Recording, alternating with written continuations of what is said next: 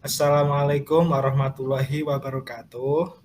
Waalaikumsalam warahmatullahi wabarakatuh. Alhamdulillahirabbil alamin. Pada pagi hari ini kita bisa berkumpul dalam rangka pembelajaran kimia yang mana di sini kita akan membahas hukum dasar kimia. Nah, sebelumnya semoga apa yang akan kita pelajari bisa bermanfaat ke depannya. Berdoa Amin. menurut kepercayaan masing-masing dimulai.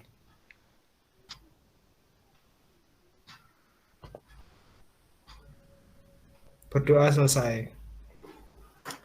Oke, kita review terlebih dahulu materi yang kemarin. Kira-kira ada yang tahu materi kemarin itu apa? Redoks, Tentang Pak. redoks, Pak. Oke, nah redoks sendiri itu apa? Bisa dijelaskan? Silahkan. Nah, saya, Pak.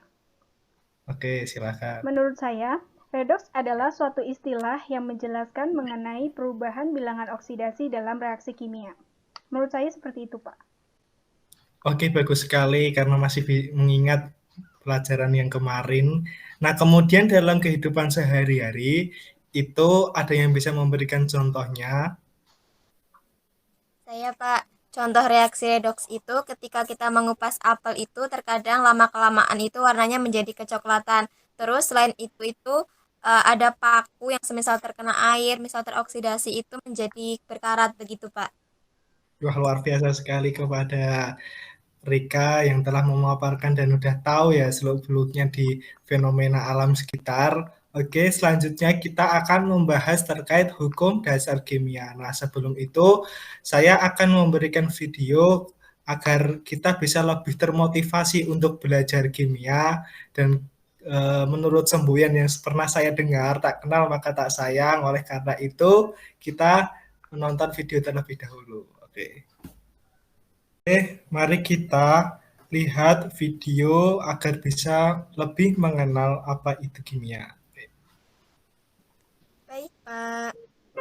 Bukan Baik, cuma di Pak. laboratorium canggih penuh rumus yang ribet atau di ruang kelas dengan tabung berisi cairan warna-warni, tapi kimia ada di sekitar kita.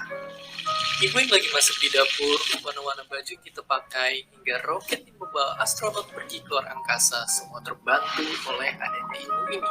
Karena kimia adalah benda-benda di sekitar kita, yang kita lihat, yang kita hirup, yang membuat kita ada dan memunculkan perasaan terindah yang manusia punya, cinta. Bersiaplah menjelajah ke galaksi super raksasa dan menciutkan diri melihat benda paling kecil di dunia, karena di sana dan di mana-manalah kita menemukan ilmu kimia. Bagaimana setelah menonton video tersebut? Apa yang kalian dapatkan dari video tersebut? Saya, Pak. Pak, berarti unsur-unsur atau senyawa-senyawa yang ada di sekitar itu terdiri dari partikel terkecil atau yang biasa kita sebut dengan atom ya, Pak? Ya, benar sekali. Bahwasanya di dunia ini itu erat kaitannya dengan kimia karena di sekitar kita itu tersusun atas atom-atom dan unsur-unsur. Nah, oleh karena itu di sini kita akan mempelajari hukum dasar kimia yang menjadi landasan dari persamaan-persamaan kimia dan juga menjadi landasan atom-atom yang ada dan unsur-unsur yang ada di dunia ini. Oke, mari kita masuk ke materi pada pagi hari ini. Pada pagi hari ini kita mempelajari hukum-hukum dasar kimia. Nah, secara umum itu hukum dasar kimia itu ada 4. Nah, yang pertama ada hukum kekekalan massa atau hukum Lavoisier.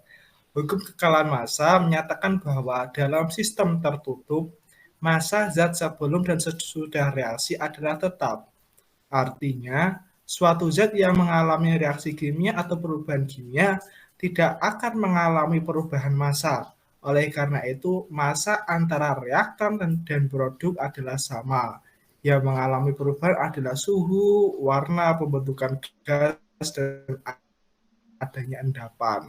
Jadi pada hukum ini yaitu namanya juga kekekalan massa sehingga tidak terjadi perubahan pada massanya. Kemudian yang kedua ada hukum perbandingan tetap atau yang disebut hukum Raus.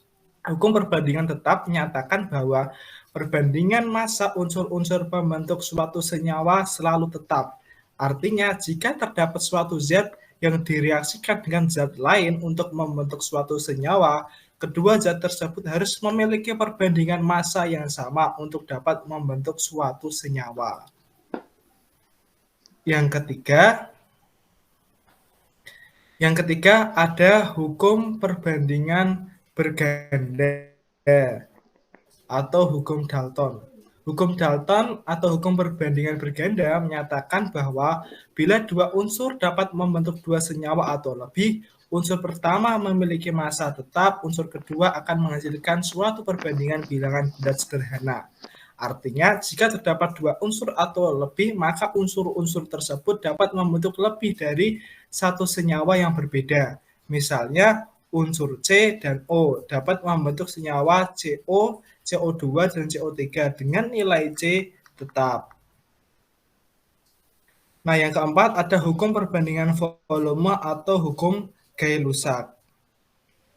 Hukum perbandingan volume atau lebih dikenal dengan hukum Gay-Lussac menyatakan bahwa pada suhu dan tekanan yang sama, volume gas-gas yang terlibat dalam reaksi berbandingan sebagai bilangan bulat sederhana. Kemudian hukum Gay-Lussac diperkuat dengan hipotesis Avogadro yang menyatakan bahwa pada suhu dan tekanan yang sama, semua gas yang bervolume sama memiliki jumlah molekul yang sama pula.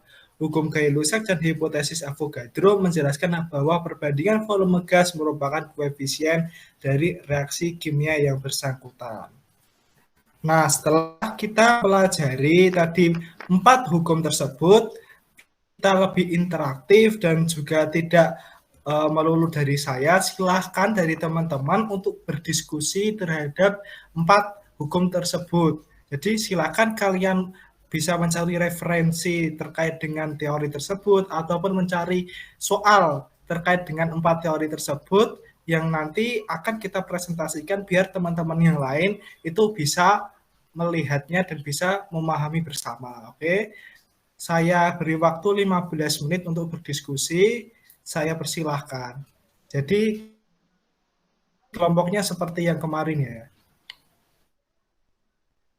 Mel, kan tadi kita disuruh itu ya, disuruh nyari tentang contoh soal tentang hukum kimia hukum dasar kimia 1, 2, 3, dan 4.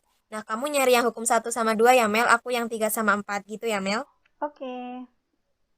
Oke. Yuk kita cari dulu yuk. Oke, aku 1, 2 ya. Oke, aku 3 dan 4. Oke, waktu diskusi sudah habis. Silahkan kepada kelompok 1 untuk mempresentasikan hasil diskusinya. Oke, Assalamualaikum warahmatullahi wabarakatuh. Kami dari kelompok 1 akan mempresentasikan tentang contoh-contoh soal atau penerapan tentang hukum dasar kimia. Nah, sebelumnya kami dari kelompok 1 itu beranggotakan saya sendiri Rika Nur Laila dan teman saya Melisa Nur Kiptia. Nah, teman-teman, untuk mempersingkat waktu, kita langsung saja ya. Hukum keempat itu yaitu hukum perbandingan volume, biasa kita kenal dengan hukum Gay-Lussac. Nah, pada suhu dan tekanan yang sama, volume gas-gas yang terlibat dalam reaksi berbanding sebagai bilangan bulat dan sederhana. Berdasarkan hukum Gay-Lussac dan hipotesis dari Avogadro, perbandingan volume gas dalam suatu reaksi sesuai dengan koefisien reaksi-reaksi gas tersebut. Hal ini berarti bahwa jika volume salah satu gas diketahui, maka volume gas yang lain dapat diketahui dengan cara membandingkan koefisien reaksinya. Nah, untuk lebih jelasnya, kita perhatikan contoh soal perhitungan kimia berikut. Nah, ketika gas metana dibakar di udara, nah reaksinya itu CH4 atau metana dalam fase gas bereaksi dengan 2O2 dalam fase gas menghasilkan gas CO2 dan gas H2O atau H2O dalam fase gas. Nah, jika gas metana terbakar atau pada suhu dan tekanan yang konstan atau tetap sebanyak 1 liter, volumenya 1 liter. Nah, berapa liter oksigen yang diperlukan dan berapa liter uap air dan gas CO2 yang dihasilkan. Nah, untuk pembahasannya itu, persamaan reaksi kimia pembakaran gas metana itu CH4 ditambah dengan 2O2 menghasilkan CO2 dan 2H2O. Diketahui volume CH4 itu 1 liter, maka volume oksigen atau O2 itu berarti 2 dikali 1 liter. Nah, 2-nya itu dari mana? 2 itu dari koefisien oksigen dari reaksi. Nah, jadi volume O2 itu 2 liter. Kemudian untuk volume H2O itu 2 dikali 1 liter. Nah, untuk 2-nya itu juga sama ya, kita ambil dari koefisien reaksi H2O. Jadi volume H2O-nya itu 2 liter. Kemudian untuk volume CO2 itu karena koefisiennya itu hanya 1, maka 1 dikali 1 liter dan menghasilkan volume CO2 itu 1 liter. Nah, mungkin cukup sekian presentasi dari kelompok 1. Mungkin dari teman-teman jika ada yang masih kurang paham atau yang dibingungkan, boleh langsung tanya ya teman-teman. Mungkin cukup sekian. Wassalamualaikum warahmatullahi wabarakatuh. Iya, luar biasa sekali atas presentasinya dari kelompok 1. Nah, dari pembelajaran ini kita mendapatkan yang pertama, kita sudah mempelajari hukum kekekalan massa atau yang dinamakan hukum Lavoisier, kemudian ada hukum Prost, kemudian ada lagi hukum Dalton, dan yang terakhir ada hukum Gay-Lussac.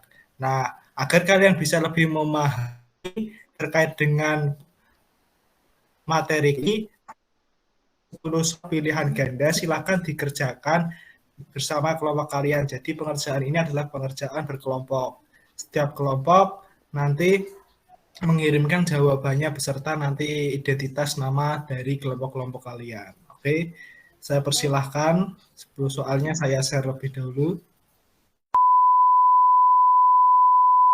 Baik, waktu pengerjaan sudah selesai. Silahkan untuk soal dan jawabannya bisa dikembalikan atau dikirimkan ke saya lagi.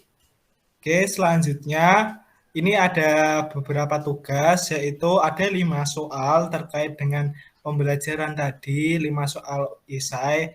Nah, karena ini adalah materi yang seputar perhitungan dan pemahaman, nah saya harap kalian bisa mengerjakannya dengan baik. Dengan kita bisa memahami materi ini, kita akan tahu ke depannya itu kalau ada soal persamaan-persamaan kimia atau reaksi kimia, itu kita akan lebih mudah paham dan bisa mengerjakannya dengan baik. Oke, saya cukupkan pertemuan pada pagi hari ini. Apabila ada salah kata, saya mohon maaf. Sebelum saya tutup, mari kita berdoa terlebih dahulu. Semoga apa yang kita dapatkan bisa bermanfaat baik di dunia maupun di akhirat. Berdoa menurut kepercayaan masing-masing. Dimulai. Berdoa selesai. Akhirul kalam. Wassalamualaikum warahmatullahi wabarakatuh. Waalaikumsalam warahmatullahi wabarakatuh. Terima kasih, Pak. Jangan lupa tugasnya dikumpulkan pada pertemuan depan. Oke, Pak.